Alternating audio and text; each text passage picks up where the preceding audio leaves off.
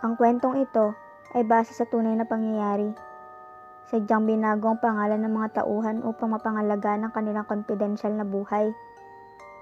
Nagpapasalamat ako sa tiwalang ibinigay ng nagbahagi ng kwento.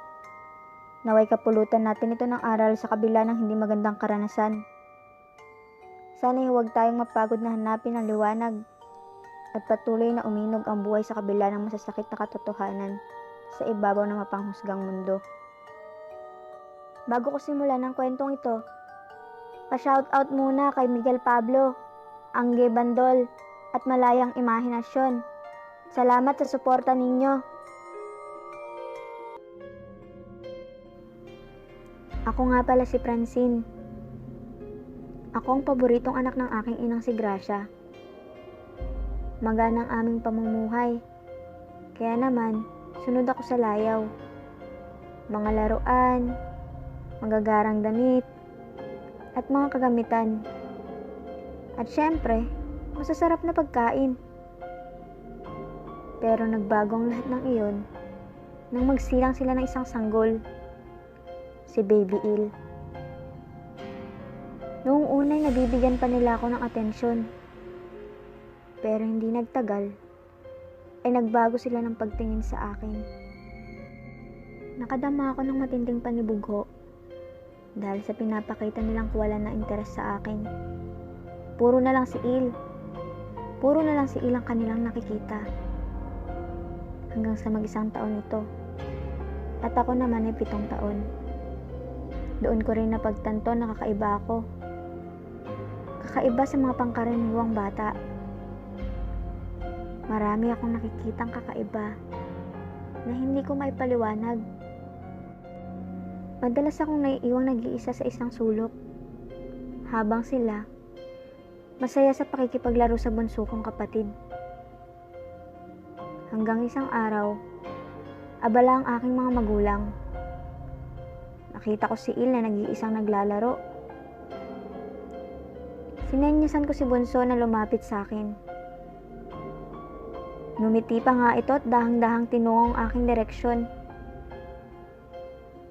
Nang makalapit ito ng tuluyan, ay kinarga ko ito.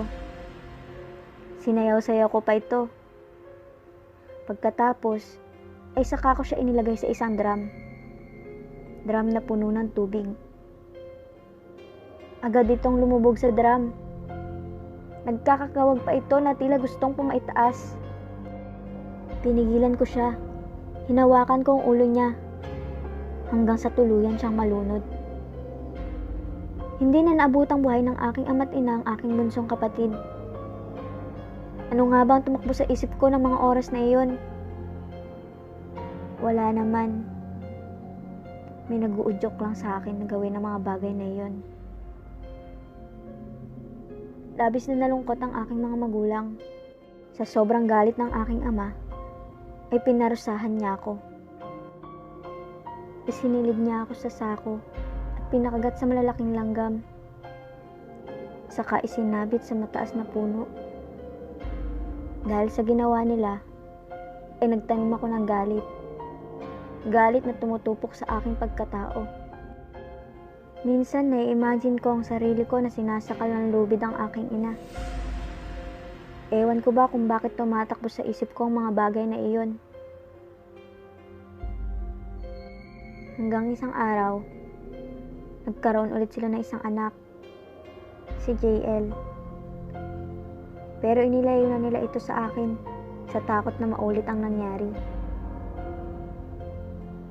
Isang araw, nagising na lang ako dahil sa sobrang ingay ng paligid.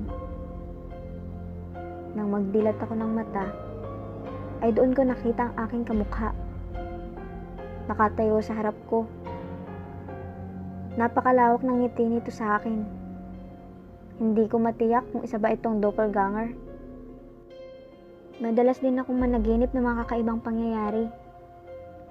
Malakas na bagyo, malaking baha, maraming nagkalat na bangkay.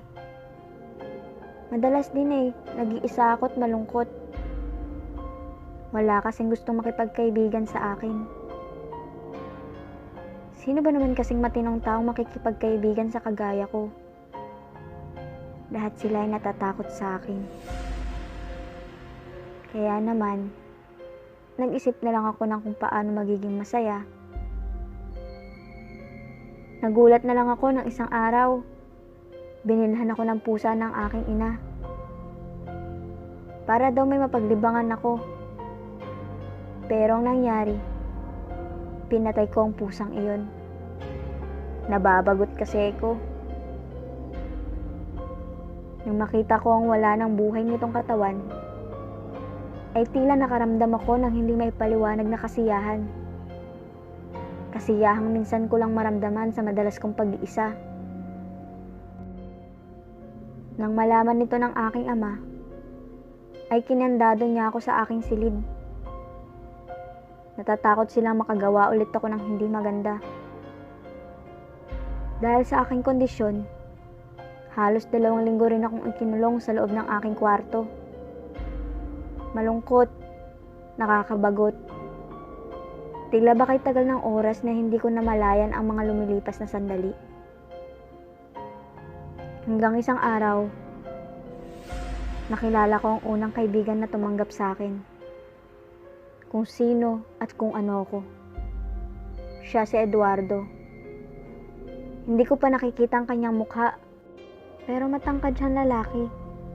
At sigurado ako nagwapo siya, kahit di ko pa naman siya nasisilayan. 17 taong gulang na ako nang malaman kong hindi pala siya nabibilang sa mga buhay. Isa siyang ligaw na kaluluwa na nakasuot ng puting damit. Tinulungan niya ako makatakas sa kwartong iyon. Napakalakas ni Eduardo. Nang makalabas ako sa aking kwarto, ay nakita ko ang aking mga magulang sa nakaawang na pinto. Mahimbing silang natutulog. Napangisi ako. May kung anong bagay na tumatakbo sa isip ko. Agad akong nagpunta sa kusina at humanap ng isang bagay na pwede kong magamit. Nakakita ako ng bread knife. Hinawakan ko ito ng mahigpit. Saka tahimik na lumapit sa nakaawang na pinto. Nang matiyak ko na sapat na ang distansya sa natutulog kong mga magulang, ay saka ko inangat ng dahan-dahan ng bread knife. At walang sabi-sabing ininduyan ko ng saksak ang aking ina. 2 ulit hanggang sa tuluyan itong magising. Labis na pagkabigla ay nasambit na lamang ng aking ina ang aking pangalan. Nakita nito ang bread knife na hawak ko. Puno ito ng dugo. Tila doon lang ito natauhan. Lalo na nang maramdaman nito ang kirot. Napasigaw ito. "Rico! Tulungan mo ako!" Anang aking ina. Dahilan para magising ang aking ama. Napabalikwas ito mula sa mahimbing na pagkakatulog. Kinuyom ang kamao at ubod lakas akong sinuntok sa mukha. Dahil sa lakas ng suntok nito, ay nawalan ako ng balanse. Napaupo ako sa isang sulok pero hindi ko binitawan ang bread knife. Nang makita niya ang nangyari sa akin, ay mabilis itong kumilos. Binuhat nito ang aking ina at mabilis na tumakbo palabas ng kwarto. Isinakay niya ito sa sasakyan at mabilis na pinaharurot. Naiwan akong nakatulala. Tinatanong ko ang sarili ko kung totoo nga ba ang lahat na nangyari. Pinagtangkaan ko ang buhay ng sarili kong ina. Isa iyong malaking kalapastanganan at ebidensya ang nasa akin pang mga kamay. Ano ba itong nagawa ko? Napahawak ako sa aking mukha. Buong buhay ko ay nababalot ng kadiliman. Walang gustong makipagkaibigan sa akin. Natatakot silang lahat dahil naiiba ang kalagayan ko. Na kung ituring ng iba ay isang espesyal na katangian, pero sa akin, isa itong sumpa. Sumpa na mas gugustuhin ko na lang na mamatay. Sana nga hindi na lang nila ako binuhay. Sino ba naman kasi ang gustong makakita ng multo? At iba pang masasamang elemento. Hindi ko rin gustong makakita ng kamatayan at kasawian ng ibang tao. Pero wala akong magagawa. Wala namang nakakaintindi sa aking kalagayan. Walang may gustong sumama sa masalimuot kong mundo. Ganito yata ang aking tadhana, ang mabuhay sa kadiliman.